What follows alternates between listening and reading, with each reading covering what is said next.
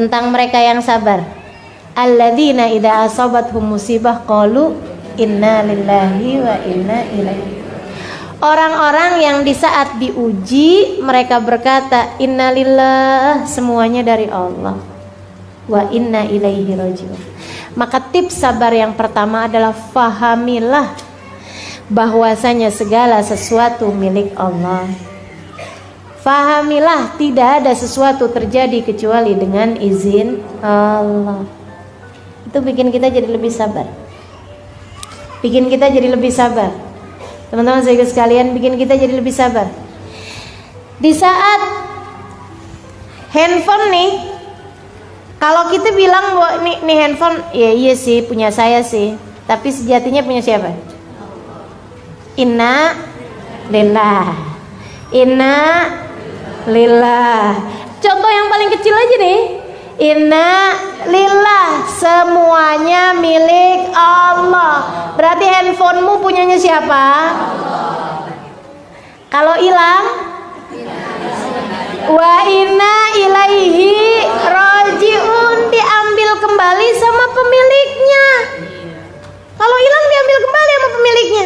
Jadi kalau beli handphone baru bilang, "Phone,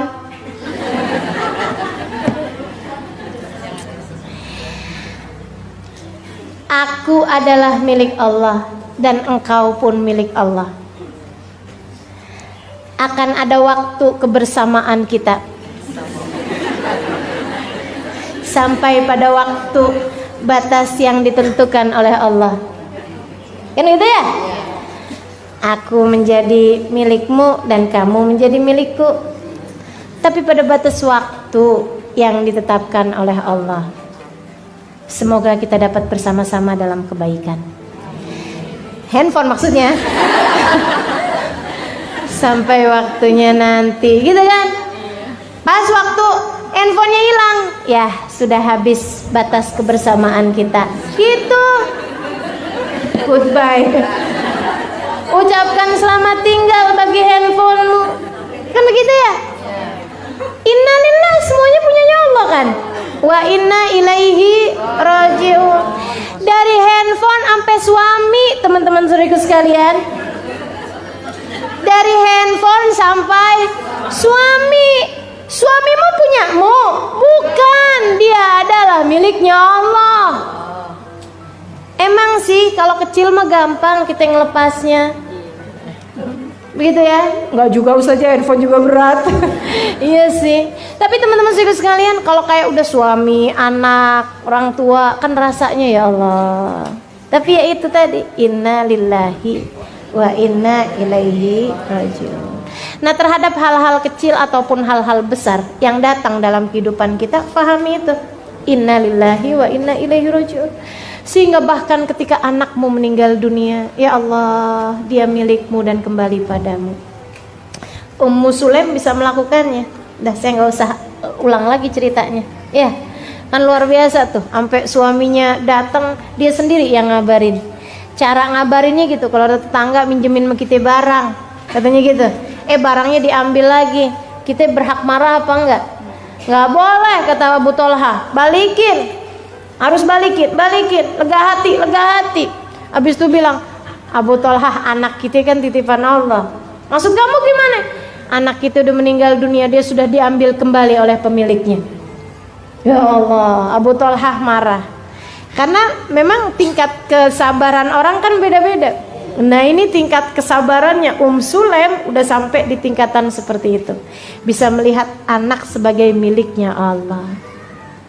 Teman-teman saudaraku sekalian saya muliakan, minta kesabaran pada Allah. Dan jangan mikir kayak begini nih, katanya ustazah ya, kita tuh nggak boleh doa minta sabar karena pasti bakalan diuji. Ya, teman-teman saudaraku sekalian, ujian tuh udah ada takarannya, tenang aja. Udah ada takarannya masing-masing. Justru kamu harus memiliki senjatanya, yaitu sabar tadi itu. Kalau kita pahami segala sesuatu milik Allah, seapa-apanya nggak bakalan sampai depresi. Menurutmu yang depresi ketika ditinggal oleh anaknya sampai kemana-mana dia bawa guling. anakku padahal guling. Karena anak udah meninggal dunia, pikirannya nggak kuat nih buat apa namanya nerimanya. Teman-teman sekalian yang nggak bisa menerima kenyataan kemudian jadi gila, menurutmu kenapa? Kalau bukan karena disebabkan tidak adanya kesabaran atau kurangnya kesabaran yang mereka punya. Jadi pilihannya mau an sabar, mau an gila. Mau an sabar, mau an gila. Sabar. Nah kalau kemudian kita mau sabar, fahamilah tidak ada yang kamu miliki sejatinya. Semuanya adalah miliknya Allah. Semuanya adalah miliknya Allah Subhanahu wa ta'ala. Maka ucapkan itu kepada suamimu, tapi saat dia lagi tidur aja. Gitu ya. Kalau dia lagi melek, bang kamu adalah miliknya Allah bang, saat aku kehilanganmu bang, jangan gitulah. Jangan gitu ya. Oh berarti kamu udah siap kehilangan saya. Baiklah. Anak-anakmu miliknya Allah Subhanahu wa ta'ala. Teman-teman saudaraku sekalian, apapun, rumahmu miliknya Allah, hartamu miliknya Allah. Nggak ada yang milikmu sejatinya, nggak ada.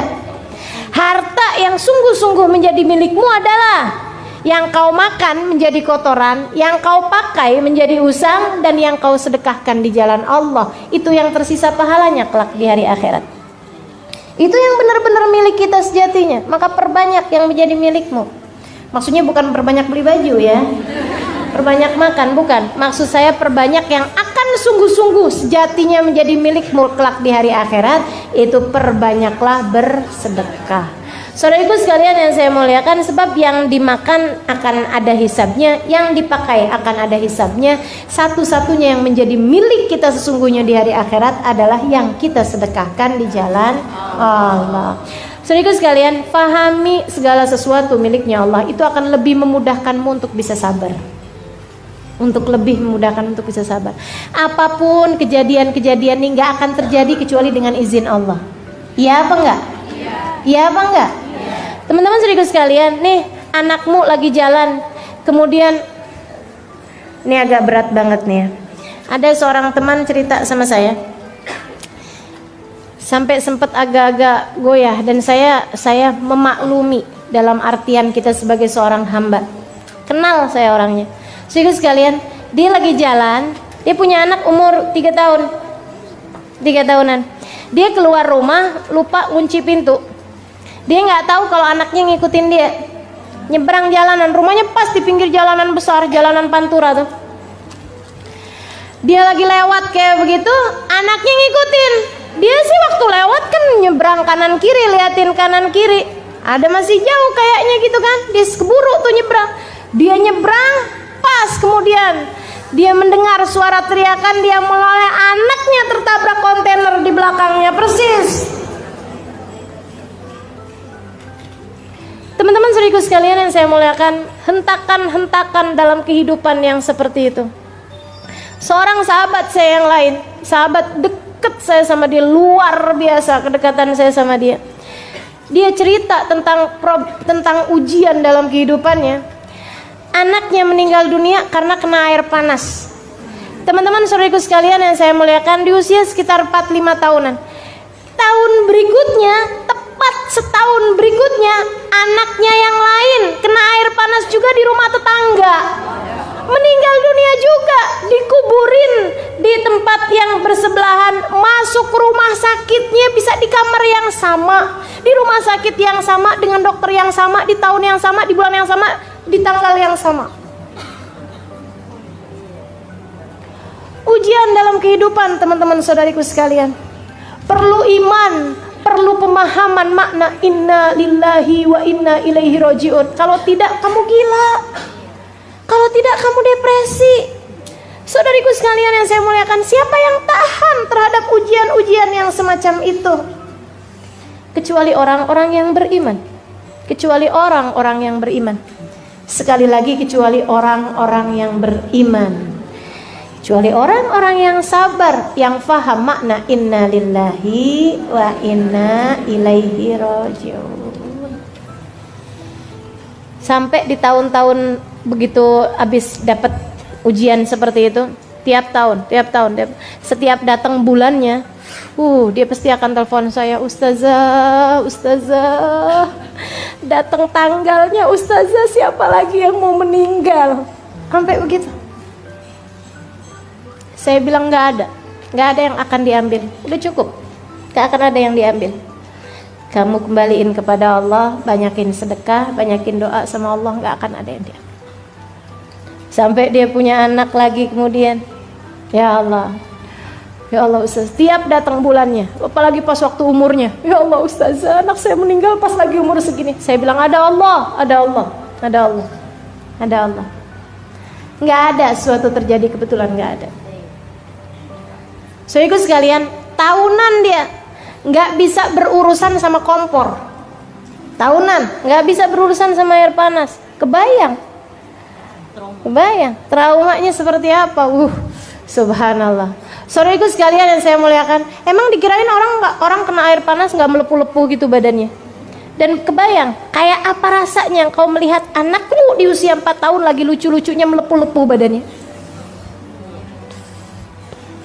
Subhanallah. Ujian dalam kehidupan, saudariku sekalian yang saya muliakan, diperlukan kesabaran. Mau dinaikin derajat, mau kita lewati untuk membuatmu naik kelas. Itu yang namanya ujian dalam kehidupan. Jangan pernah bertanya, kenapa harus saya ya Allah? Sebab Allah bisa banget buat menjawab. Kenapa enggak, kata Allah. Kenapa enggak? Aku ingin menaikkanmu, aku ingin meninggikan derajatmu, dan biarkan aku melakukannya dengan caraku. Gak usah pengen ngatur-ngatur, aku Tuhan. Innama amruhu idza arada syai'an an yaqula lahu kun fayakun. Maka sabar.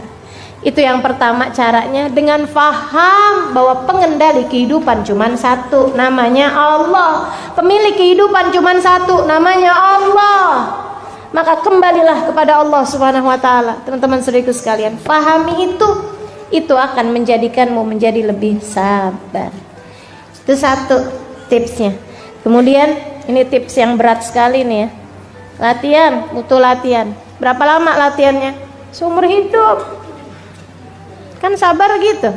Sabar tuh sekolahannya nggak ada sekolahannya, sekolahnya kehidupan. Batas waktunya sampai datang kematian. Saudara sekalian yang saya muliakan. Kemudian yang kedua, kita ingat. Saudara sekalian, badai pasti berlalu. Ujian itu juga udah ada takarannya. Ingetin kata Allah Subhanahu wa taala, "Wa man yatawakkal 'alallahi fahuwa hasbuh, innallaha balighu amri, qad ja'alallahu likulli syai'in qadra." Qad ja'alallahu likulli syai'in qadra. Ingetin itu. Qad ja'alallahu likulli syai'in qadra. Allah telah menjadikan segala sesuatu ada ukurannya. Allah sudah menjadikan segala sesuatu ada ukurannya. Teman-teman saudara sekalian, nggak ada ceritanya cuaca setiap hari terus-terusan panas. Nggak ada ceritanya hujan terus-terusan mengguyur Jakarta. Nggak ada ceritanya. Nggak ada ceritanya harinya seorang nelayan selalu di atas lautan badai terus-terusan. Nggak ada ceritanya. Nggak ada ceritanya orang hidup dari mulai hidup sampai meninggal dunia di usia 60 tahun, 50 tahun sakit terus-terusan. Nggak ada ceritanya. Pasti semuanya ada ukuran-ukurannya. Pasti semuanya ada waktu-waktunya. Hari ini hujan atau saat ini hujan, misalnya gitu ya. Pasti nanti akan ada waktunya reda.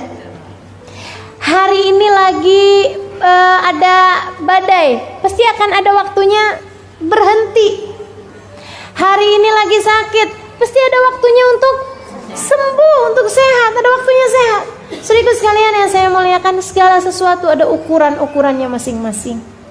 Lagi nggak enak, nggak apa-apa, bentaran aja kok, tungguin. Yang sabar. Masa-masa kelam dalam hidupmu, masa-masa pahit dalam hidupmu pasti akan ada waktunya berlalu. jalanilah itu dengan sabar. Tungguin, Allah kan udah janji, inna ma'al usri wa inna ma'al usri, sesungguhnya dalam kesulitan ada kemudahan. Dan dalam kesulitan yang tadi itu, yang satu itu tadi, yang pertama pakai alif lam soalnya, ada yusra, ada kemudahan yang lain. Jadi satu kesulitan berbanding dengan dua kemudahan. Kamu hanya perlu bertakwa, sebab untuk orang yang bertakwa, untuk orang yang sabar menjalankan ketakwaannya nih. Takwa tuh apa sih? Jalanin perintah Allah, tinggalin dosa, kan gitu takwa.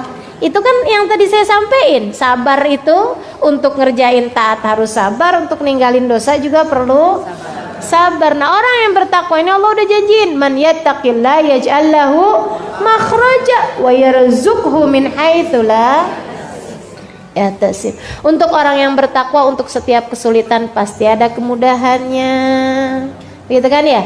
Dan untuk setiap Allah akan beri jalan keluar bagi setiap kesulitannya, dan akan diberi rizki dari arah yang tidak dia sangka-sangka. Gitu. Tetaplah dalam jalan yang baik. Tetaplah dalam jalan yang baik. Tuh yang gak sabar-sabar, suaminya lagi kepicut janda sebelah rumah, kayaknya dia pakai nih. Ya udah, saya pakai juga. Itu namanya tidak sabar. Yang sabar, oh dia lagi kepengen begitu, tungguin aja, nggak apa-apa, biarin aja gitu, biarin, nggak apa-apa. Kalau ada hal yang kau mau kerjakan, bangunlah di waktu malam, angkatlah tanganmu. Ya Allah, mampukan suamiku menjalani ujian dalam kehidupannya dengan cara yang terbaik. Itu suaminya lagi diuji apa enggak? Lagi diuji, teman-teman saudaraku sekalian. Kuatin hatinya, angkat tanganmu, minta kepada Allah agar suamimu mampu melewati ujian dalam kehidupannya dengan cara yang paling indah. Begitu ya. Jadi jangan salah-salah buat keputusan. Ya Allah, sakit hati saya, balas ya Allah. Itu nggak sabar namanya, itu nggak sabar.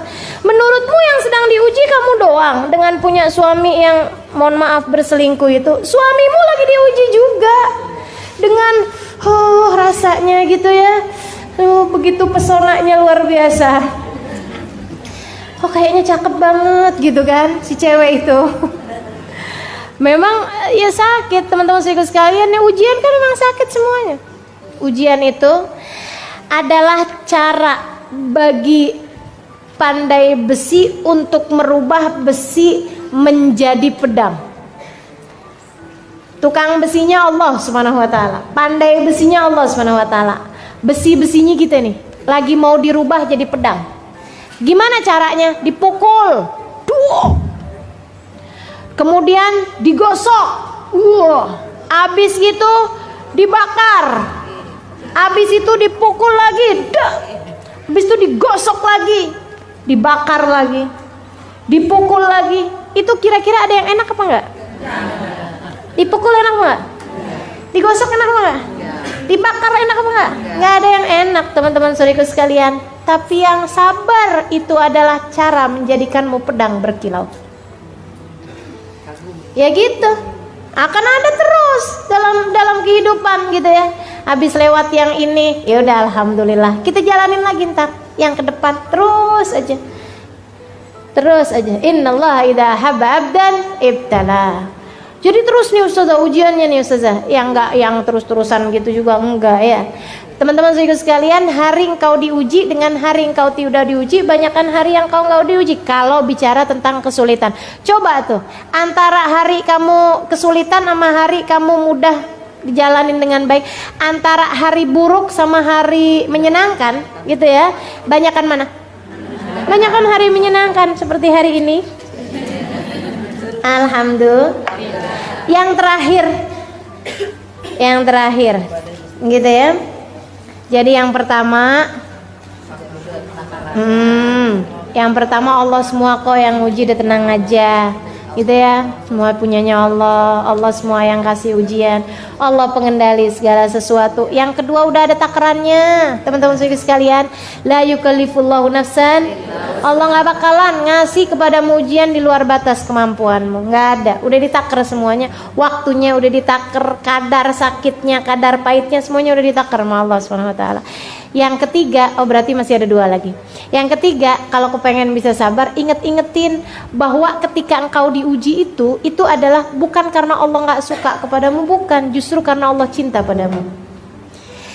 Lihat ujian, lihat hal yang tidak menyenangkan sebagai tanda cintanya Allah.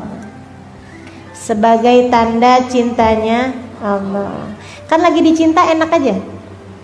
Lagi dicinta mah kan enak aja.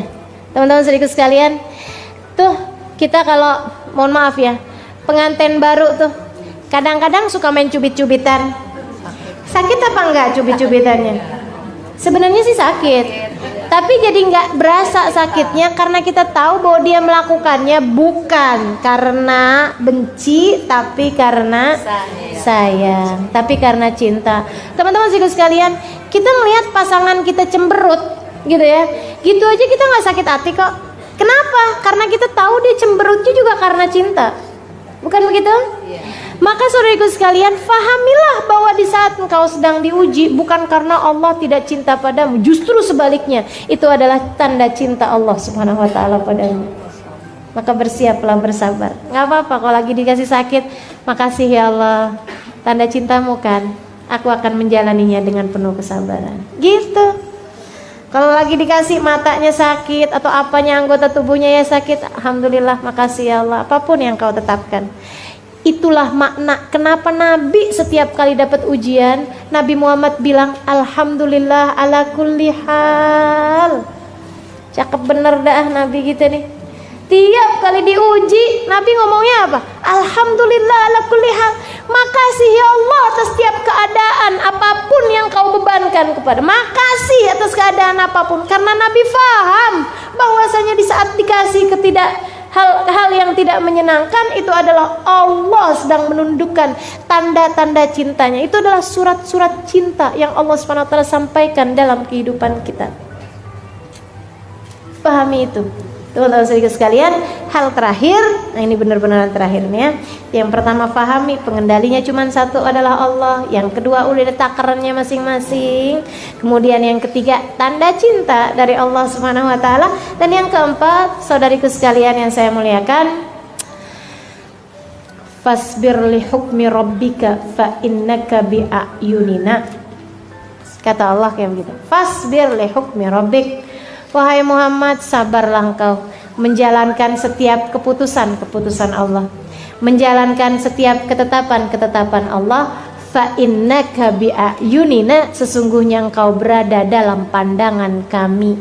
Saudaraku sekalian, kalau kepengen sabar, fahamilah kamu sedang dilihat sama Allah. Emang ngaruh? Ngaruh banget. Saudaraku sekalian yang saya muliakan, kita tuh antara lagi diliatin sama orang, gak usah sama Allah ya, lagi diliatin sama orang sama lagi gak ada yang ngeliatin, mana yang lebih bisa bikin kita sabar? Pas lagi diliatin sama orang. Ini contoh terdekat ya, saya dengar ini dari seorang ustazah di kemarinan di Malaysia, Ustazah Nurfiza Musa.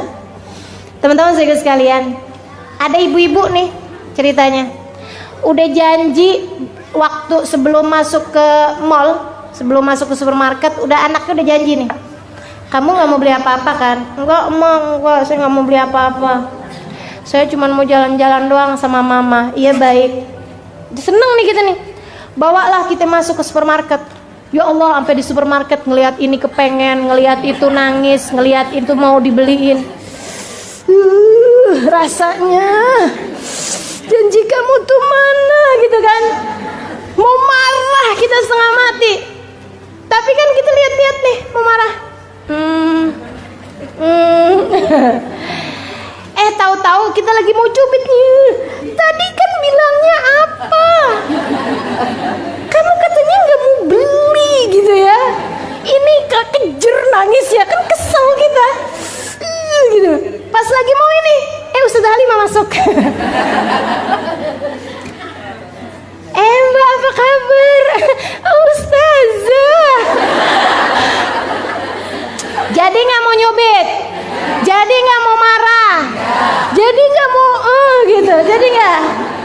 ya, begitu ngeliat saya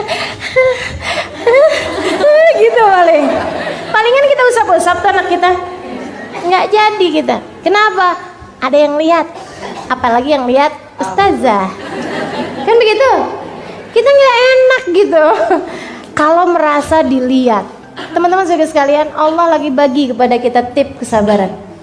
Kamu kalau udah nggak tahan-tahan, kamu mesti sadar aja katanya Allah. Fa innaka bi'ayunina. Kamu sedang berada dalam pengawasan kami. Lagi dilihatin. Aku lagi lihat kata Allah. Aku lagi lihat kamu. Jadi kalau udah nggak sabar-sabar nih, rasanya kepengen begini, rasanya kepengen begitu. Ingetin, Allah lagi lihat. Allah lagi lihat. Allah lagi lihat. Allah lagi lihat, teman-teman saudara sekalian. Mudah-mudahan bikin kita jadi lebih sabar. Amin ya rabbal. Kita akan lebih memiliki pengendalian diri ketika kita merasa sedang dilihat orang. Bayangin kalau ada siaran televisi mau syuting kita, gitu ya, pakai kamera tersembunyi. Sehari bersama dirimu misalnya gitu ya, sehari bersama ibu-ibu pengajian. Kemudian kamu yang terpilih, hari ini kita akan liatin kamu terus-terusan ya gitu. Pokoknya dari kamu keluar rumah, kamu dalam rumah, kamu melakukan kegiatan-kegiatan, semuanya berada dalam pengawasan kami. Tuh hari kira-kiranya kayak gimana kita? Pasti tuh mau ngomong teratur. Kita hari itu pasti menjadi hari yang kita paling mengendalikan diri. Mau ngomong apa aja kita pikirin dulu, mau ngerjain apa aja kita pikirin dulu. Kita jadi hari yang paling sabar hari itu. Pengendalian diri dari emosi gitu ya. Dari apa tadi yang saya bilang, dari protesnya hati tuh dulu. Jangan nih, ntar tampilannya nggak bagus, ditonton orang seluruh dunia. Ya Allah, serem bener kan gitu ya. Nah itu teman-teman saudariku sekalian yang saya muliakan. Yuk, ini Allah udah bagi kepada kita triknya. Kalau kamu kepengen sabar, selalulah merasa bahwa engkau sedang berada dalam pengawasan kami, selalu berada dalam pandangan kami, insya Allah. Itu teman-teman saudariku sekalian, kajian kita pada hari ini mengenai kesabaran. Udah kita pelajarin sabarnya dalam 3 hal. Sabar mengerjakan ketaatan, sabar meninggalkan dosa kemaksiatan, 3 sabar ketika diuji. Kemudian Allah SWT menjanjikan begitu banyak hal bagi orang-orang yang bersabar. Dan tips-tips untuk bisa merasakan kesabaran, yang pertama, faham bahwasanya pengendali kehidupan kita adalah Allah, pemilik segala sesuatu adalah Allah SWT. Kemudian yang kedua, faham bahwasanya ujian itu ada batasnya masing-masing, ada kadarnya, ada ukurannya. Nggak mungkin sepanjang hidup kamu susah terus-terusan, nggak mungkin. Semuanya udah diukur. La yukallifullahu nafsan illa wus'aha, qad ja'alallahu likulli syai'in qadra. Kemudian yang ketiganya, di saat diuji itu adalah merupakan tanda cinta Allah Subhanahu wa taala. Dan saudariku sekalian, milikilah kesabaran. Yang terakhirnya, dengan cara selalulah merasa berada dalam pengawasan Allah, dalam pandangan Allah Subhanahu wa taala. Amin ya rabbal alamin. Rabbana zalamna anfusana wa illam taghfir lana wa tarhamna lanakunanna minal khasirin. Rabbana atina fid dunya hasanah fil akhirati hasanah wa qina adzabannar. Dawam fiha subhanakallahumma wa tahiyyatun fiha salam. Akhiru da'wana anil hamdulillahi rabbil